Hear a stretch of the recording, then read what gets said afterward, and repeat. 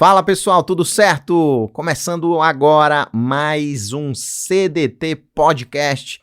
A gente vai trazer aqui todos os temas abordados nas pós-graduações do Instituto CDT e esta sequência aqui é da pós-graduação de Nutrologia. São podcasts feitos com inteligência artificial, para que fique bem claro, né? Para você estudar no carro, viajando, na academia. Vamos agora para a disciplina 3, Nutrologia Conceitual Avançada. Espero que vocês gostem aí do podcast.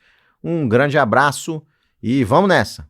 Na medicina, costuma-se dizer que o laboratório é uma espécie de farol, né?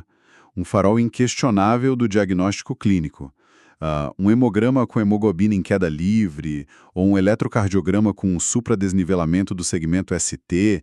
Bom, tudo isso é muito visível, é protocolar, é binário. Com certeza. É o que a gente chama de zona de conforto diagnóstica. Exato. Mas quando a gente entra no cenário da nutrologia avançada, e nessa complexidade gigantesca da bioquímica celular, de repente, esse farol laboratorial frequentemente começa a apontar para direções bem enganosas. Quer dizer, aquela normalidade no papel muitas vezes está escondendo um verdadeiro caos lá na mitocôndria. E essa é a definição clássica das águas turvas na medicina, sabe? A medicina contemporânea acabou nos acostumando a olhar para aquelas faixas de referência como se fossem verdades absolutas. E não são. Longe disso. O tratamento de deficiências nutricionais, na verdade, exige uma correlação clínica muito mais fina. O número frio do exame mascara o que de fato está acontecendo no nível intracelular ou, por exemplo, na intimidade da matriz óssea. Perfeito. E é exatamente essa desconexão entre o exame e a célula que guia a nossa análise clínica de hoje. O nosso objetivo aqui, ao debruçar sobre essas transcrições de aulas bem avançadas de nutrologia, é extrair condutas práticas, critérios de diagnóstico refinados e esquemas de prescrição precisos para a rotina de quem nos ouve, para o receituário dos colegas médicos. Sem dúvida. A missão é purificar esse conhecimento, né? Filtrar aquele ruído comercial enorme que sempre assola o tema da suplementação. Exatamente. E, bom, para iniciar essa imersão, faz todo sentido a gente começar pelo grupo que mais gera iatrogenia silenciosa hoje nos ambulatórios, que são as vitaminas lipossolúveis. E o ponto de partida mais natural para isso é, sem dúvida, o manejo da vitamina D. A famosa vitamina D. O grande desafio com ela que, veja bem, atua sistemicamente como um hormônio esteroide, é que a reposição isolada dela é um erro conceitual grave. Embora seja onipresente nas prescrições por aí, é uma falha de compreensão fisiopatológica. Porque ela não age sozinha, certo? Exato. Ela orquestra cascatas que dependem intimamente de outros cofatores metabólicos. Então, prescrever o colecalciferol isoladamente e esperar uma melhora na saúde óssea é ignorar completamente a metade final do processo. Bom, trazendo isso para a rotina do consultório, a dose que tem se mostrado mais efetiva para sustentar o alvo terapêutico laboratorial da 25-hidroxivitamina D gira ali em torno de 3.000 a 5.000 unidades internacionais diárias.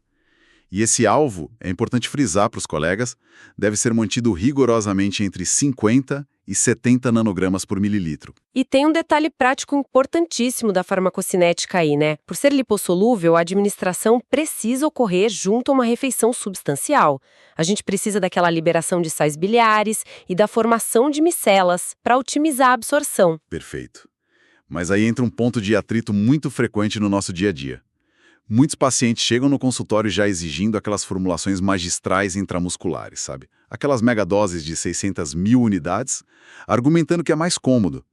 Só que o consenso científico reprova essa prática, não é? Reprova veementemente. Reprova porque essa via intramuscular subverte toda a fisiologia da absorção e também o controle de ativação hepática. A via oral respeita a farmacocinética limitante da vitamina. Mas o risco real não está só na via de administração. O perigo mora na ausência do sinergismo que eu mencionei antes. Veja, a vitamina D ativada aumenta expressivamente a absorção intestinal de cálcio, através do aumento da síntese de calbindina lá nos enterócitos. Ou seja, o cálcio entra na corrente sanguínea em volumes bem altos. Isso, contudo, sem a presença da vitamina K2 e especificamente na fração MK7, esse cálcio fica metabolicamente à deriva. A vitamina K2 é o cofator essencial para a enzima gama-glutamil carboxilase. É ela que vai carboxilar e ativar a osteocalcina. E é justamente essa proteína ativada que capta o cálcio sérico e o fixa lá na matriz óssea. E se a gente não tem a K2? Bom, o que transforma uma tentativa de osteoproteção num fator de risco cardiovascular direto, né? Porque sem a sinalização da osteocalcina, esse cálcio acaba precipitando na túnica média da aorta ou até gerando nefrocalcinose. Exatamente, é um desastre silencioso. Então, a regra de segurança irredutível do receituário é sempre associar a reposição de D3 a uma dose de 50 a 100 microgramas de vitamina K2 MK7. Agora, trazendo isso para um desafio prático de interpretação laboratorial para quem nos acompanha, podemos pensar no paratormônio, o PTH, e na própria vitamina D como os dois maestros dessa orquestra do cálcio. Uma ótima analogia. Pois é. E aí vem uma situação comum. O exame retorna, a vitamina D está aparentemente corrigida, lá marcando seus 60 nanogramas por mililitro. Contudo, o PTH do paciente continua teimosamente elevado. O que é que estamos deixando passar na anamnese ou na fisiologia nesse caso? Olha, esse achado do PTH persistentemente estimulado é a clínica avisando que as células ainda estão famintas por vitamina D ativa, a despeito do que o plasma está mostrando. Isso aponta basicamente para duas direções clínicas. Quais seriam? A primeira é uma falha nas vias de hidroxilação. O colecalciferol precisa passar pela 25-hidroxilase no fígado e depois pela 1-alfa-hidroxilase no rim. Disfunções hepáticas subclínicas ou mesmo uma doença renal crônica em estágios iniciais comprometem muito essa ativação metabólica. Certo. E a segunda causa? A segunda causa, que é a que domina os ambulatórios hoje em dia, é o sequestro tecidual. Por ser altamente lipossolúvel, a vitamina D sofre um aprisionamento massivo no tecido adiposo em pacientes com graus variados de obesidade. O nível circulante até flutua para cima depois que você suplementa, mas a biodisponibilidade real para as células-alvo fica suprimida. Isso mascara a deficiência tecidual de forma brutal. Impressionante. Então, essa visão do adipócito como um compartimento de sequestro realmente altera todo o cálculo de dosagem no paciente obeso. E essa mesma obesidade, que sequestra vitaminas, inevitavelmente nos leva à base do problema metabólico, que é a disfunção mitocondrial. Sem dúvida, e é um ciclo vicioso, né? Exato. O tecido adiposo inflamado e aquele turnover ósseo demandam uma energia celular altíssima. E para gerar essa moeda energética lá no ciclo de Krebs e, claro, manter o sistema nervoso central responsivo, a conduta clínica precisa obrigatoriamente dominar as vitaminas hidrossolúveis e aqui o foco estrito é no complexo B e na vitamina C. Até porque o ciclo de Krebs simplesmente não gira sem o complexo B. Esses nutrientes atuam como cofatores diretos para a descarboxilação oxidativa e para os processos de transacetilação. Sem eles... O piruvato não se converte. Exato. O piruvato não se converte eficientemente em acetil-CoA, a mitocôndria entra em colapso e o paciente relata aquela fadiga crônica clássica, que é refratária a qualquer repouso. E na correção estrutural dessas vias, o foco sempre recai sobre o trio B6, B9 e B12. Elas são absolutamente essenciais na avaliação do risco endotelial e neurocognitivo. E aqui a gente usa a homocisteína como o grande biomarcador de rastreio, né? Perfeito. A homocisteína é o nosso farol de alerta para esse trio. Falando em termos de prescrição prática para os colegas, a B12 requer uma atenção muito especial à via de administração. A veia sublingual na dose de 1.000 microgramas é taticamente superior para contornar problemas de hipocloridria e deficiência de fator intrínseco. Para pacientes bariátricos, por exemplo, isso é inegociável. Completamente inegociável. A absorção gástrica deles é falha. Sim. E a B9? Bom, ela nunca deve ser prescrita como aquele ácido fólico sintético tradicional, que pode se acumular na forma não metabolizada. O correto é usar a forma biologicamente ativa, o 5-metiltetrahidrofolato, em doses aí de 5 a 15 mg ao dia. E a B6? A B6, a peridoxina, costuma responder muito bem a doses entre 100 e 200 mg diários. E claro, eu adiciono aqui uma conduta muito útil para otimizar o status antioxidante com a vitamina C. Para evitar a saturação daqueles transportadores intestinais e o consequente pico de excreção urinária, a gente prescreve no formato slow release, de liberação prolongada, na faixa de 200 a 400 mg, preferencialmente à noite. Essa dica do formato slow release é fantástica. Essa modulação temporal respeita exatamente a limitação do transporte intestinal ativo, mantendo aqueles níveis plasmáticos bem mais constantes. Mas, retornando à questão da homocisteína, a prática médica muitas vezes exige uma diferenciação diagnóstica mais fina, não é? Ah, sim. O desafio é saber quem é o culpado. Exatamente. Diante de uma homocisteína laboratorialmente elevada, como a gente diagnostica qual elemento do trio? Se é a B6, a B9 ou a B12 que está bloqueando a cascata da metilação.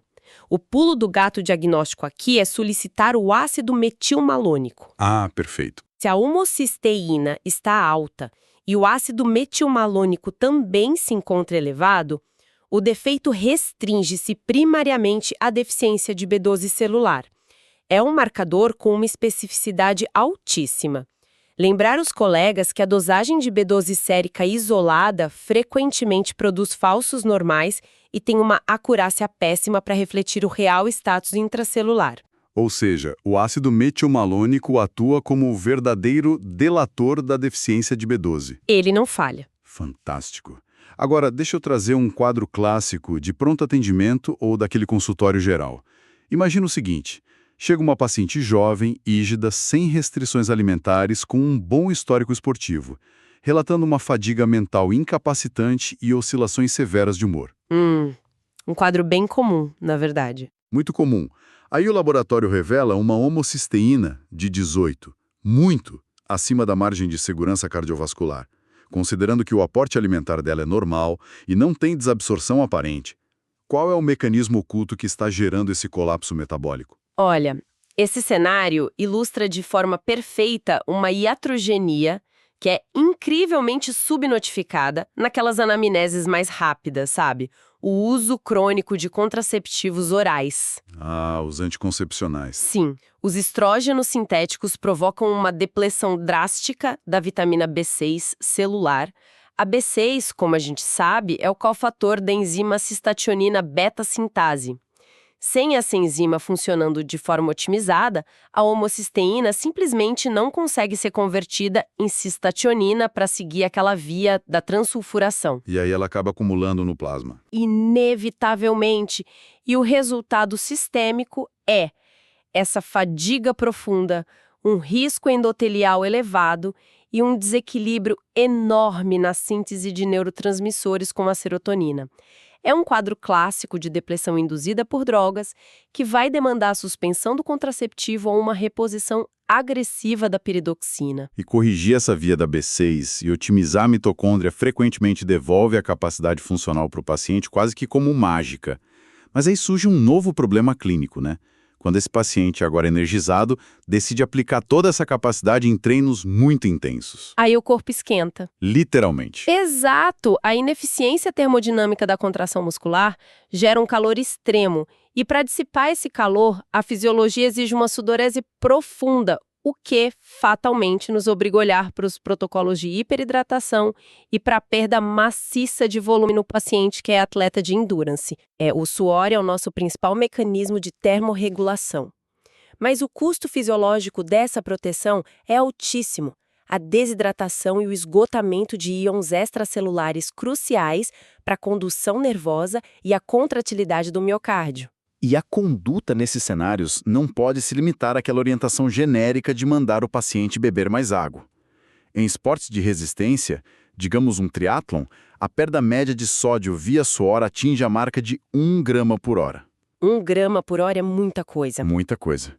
Uma estratégia de alta performance para o controle térmico é o uso da glicerina, para induzir uma hiperidratação celular. A vantagem biomecânica da glicerina é que ela reduz a carga térmica basal do atleta sem alterar a osmolaridade celular.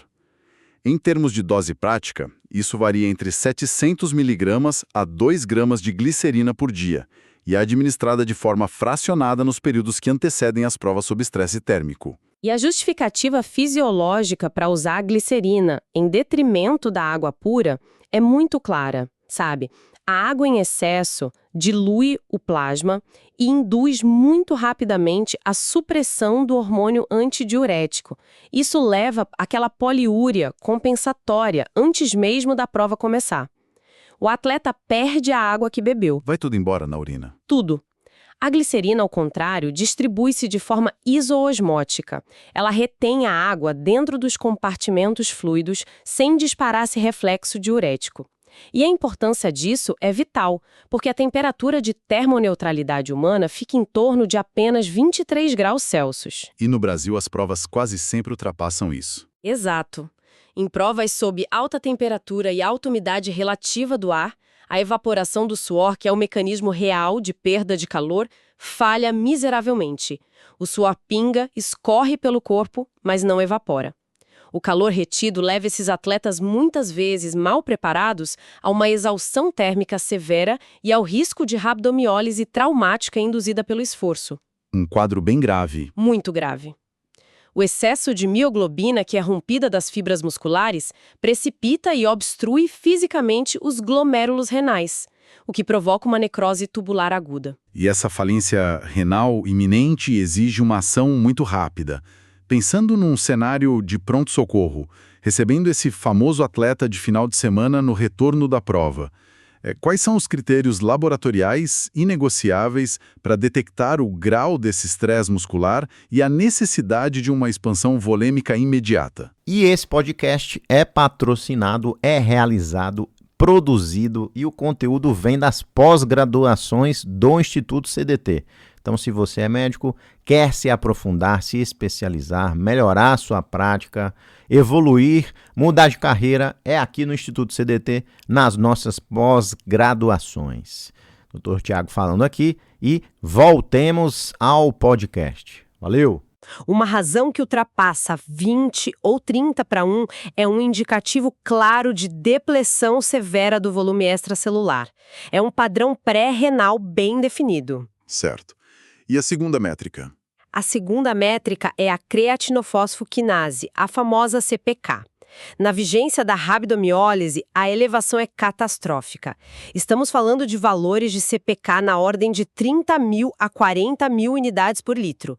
Isso exige uma infusão salina maciça e urgente, muitas vezes associada à alcalinização da urina, justamente para lavar a mioglobina dos túbulos renais antes que a diálise se torne a única opção restante. Essa lavagem tubular agressiva e todo esse manejo de fluidos nos conduzem diretamente à complexidade do receituário de eletrólitos e de oligoelementos na prática clínica.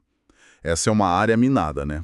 Onde a dependência exclusiva de exames laboratoriais clássicos cria umas armadilhas terapêuticas bem graves. Com certeza, a gente vê muito erro de conduta por aí. Demais.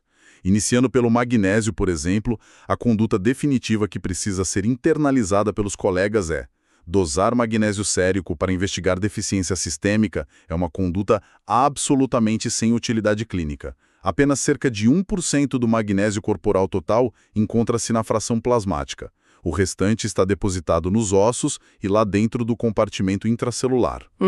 É um exame que cega ao médico. Exatamente. O diagnóstico da hipomagnesemia é primariamente clínico. Ele é revelado por cãibras persistentes, fasciculações, uma fadiga inexplicável e muitas vezes por constipação crônica. E vale lembrar que o magnésio é o cofator estabilizador da molécula de ATP. O complexo biologicamente ativo lá na mitocôndria é o MGATP. Então, a fadiga que o paciente relata não é apenas uma falta de substrato energético, é a incapacidade biofísica de clivar a molécula para liberar essa energia. Ah, interessante. É como ter o combustível no tanque, mas não possuir a faísca para ignição, entende? Excelente analogia. E para a correção ambulatorial desse déficit, a dose preconizada é de 400 mg de magnésio elementar ao dia. Mas tem um cuidado posológico aqui. A gente exige dividir essa dose em 2 tomadas de 200 mg para evitar aquele trânsito intestinal acelerado e o consequente efeito laxativo indesejado. E tem a questão da escolha do sal de magnésio também, não é? Sim, fundamental. Na escolha do sal, deve-se preferir sempre as formas orgânicas de alta biodisponibilidade. Estamos falando de magnésio quelado, cloreto, dimalato ou lactato. Se o objetivo terapêutico for a absorção sistêmica, o uso do óxido de magnésio deve ser banido da prescrição. A absorção dele é ínfima, atuando quase que exclusivamente lá na luz intestinal como um laxante osmótico. Exato, o óxido fica todo no intestino. Pois é. Agora passando para o manejo do ferro. A orientação prática de excelência aqui é abandonar de vez aquela avaliação guiada apenas pela queda da hemoglobina. Porque quando a anemia microcítica se instala no hemograma, significa que a medula óssea já está falindo em suas reservas há muitos e muitos meses. O rastreio preventivo deve focar invariavelmente na ferritina e na saturação de transferrina. Perfeito. O raciocínio clínico correto é monitorar o estoque de ferro no depósito tecidual, lá na raiz do problema, e não apenas o produto final que está circulando na corrente sanguínea. E a conduta terapêutica muda drasticamente a depender desse estoque, sabe? Frente a pacientes muito sintomáticos relatando queda de cabelo severa, astenia, aquela síndrome das pernas inquietas, e com uma ferritina abaixo de 50 nanogramas por mililitro, a via de administração deve ser preferencialmente endovenosa. Concordo plenamente. A resposta oral é lenta demais nesses casos. Muito lenta. O uso da carboxamaltose férrica, que pode ser administrada sob monitorização no próprio consultório ou num centro de infusão, restaura os níveis sistêmicos e teciduais de forma muito rápida. E o melhor, essa conduta elimina o risco altíssimo de não adesão terapêutica provocada por aqueles severos efeitos colaterais gastrointestinais típicos do velho sulfato ferroso via oral. A transição para a via endovenosa altera a qualidade de vida do paciente em questão de dias. É gritante a melhora. Porém, já que estamos no campo das prescrições de minerais, a gente precisa muito alertar sobre a iatrogenia gerada por esses modismos da suplementação ortomolecular. As famosas armadilhas da suplementação. Exato. Um exemplo clássico disso é o antagonismo competitivo entre o zinco e o cobre. Devido ao excesso absurdo de suplementos pré-fabricados hoje, sempre focados em hipertrofia ou em dar um boost na imunidade, a gente vê prescrições frequentes de doses excessivas de zinco, muitas vezes ultrapassando 150 miligramas ao dia. O que é uma dose altíssima. Muito alta. O erro farmacodinâmico fundamental aí é que o zinco e o cobre competem pelos mesmos transportadores e induzem a mesma proteína de ligação lá na mucosa intestinal, que é a metalutionina.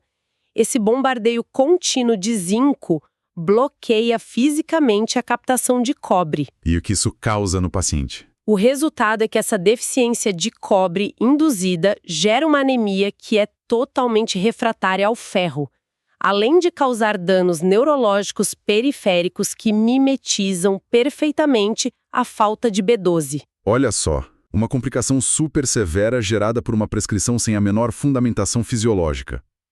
E, sabe, na mesma linha de risco por excesso, nós enfrentamos atualmente a prescrição indiscriminada de iodo. O uso rotineiro da famosa solução de Lugol a 5%, sem uma indicação formal, é um risco endócrino considerável. Um risco gigante para a tireoide. Sim, traduzindo isso em números práticos para os colegas, uma única gota de Lugol a 5% fornece aproximadamente 6,25 miligramas de iodo, enquanto a necessidade diária estabelecida é de meros 150 microgramas. Administrar miligramas diariamente causa aquele bloqueio transitório da tireoide, o efeito Wolff-Chaikoff. Que é um mecanismo de defesa da glândula. Exato. E que pode evoluir gravemente para o efeito Jod-Bazedol, desencadeando um hipertireoidismo agudo induzido por iodo naquelas glândulas que já são predispostas. Então, quando a reposição se faz estritamente necessária, como em testes terapêuticos muito restritos, no hipotireoidismo de Hashimoto, por exemplo, a margem de segurança exige a formulação do Lugol a 2%, e numa dosagem de 1 gota em dias alternados e por um tempo clínico muito delimitado. É que o risco de precipitar uma tireotoxicose ou até uma tempestade tireoidiana com uma prescrição supostamente banal de iodo é muito palpável.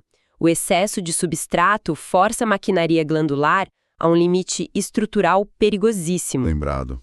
E agora, trazendo esse nível de reatividade molecular que a gente vê nas prescrições orais, lá para o ambiente da terapia intensiva e da nutrição parenteral total. É muito comum, na tentativa de otimizar os acessos venosos, que as equipes pensem em misturar os eletrólitos. Certo. Isso acontece com frequência. O instinto fala mais alto. Intuitivamente. Cálcio e magnésio são minerais complementares na nossa biologia. Mas a literatura alerta fortemente para um erro que pode ser catastrófico. Prescrever compostos de cálcio simultaneamente a compostos de magnésio ou fósforo dentro da mesma bolsa de infusão. Fisiologicamente, por que a química inorgânica pune essa conduta com tanta severidade? Une de forma impiedosa. E a palavra-chave é insolubilidade. Veja bem, íons como o cálcio e o magnésio são cátions divalentes lá da família 2A da tabela periódica. Eles possuem uma reatividade química extraordinária em meio aquoso. Ao inserir íons de cálcio no mesmo espaço físico restrito de uma bolsa, que já contém íons reativos de fosfato ou magnésio sulfatado, eles realizam ligações imediatas. Eles se ligam e precipitam. Exatamente. Formam sais inorgânicos complexos de baixíssima solubilidade. A solução sofre uma cristalização macroscópica praticamente instantânea. A infusão inadvertida desses cristais gera êmbolos massivos.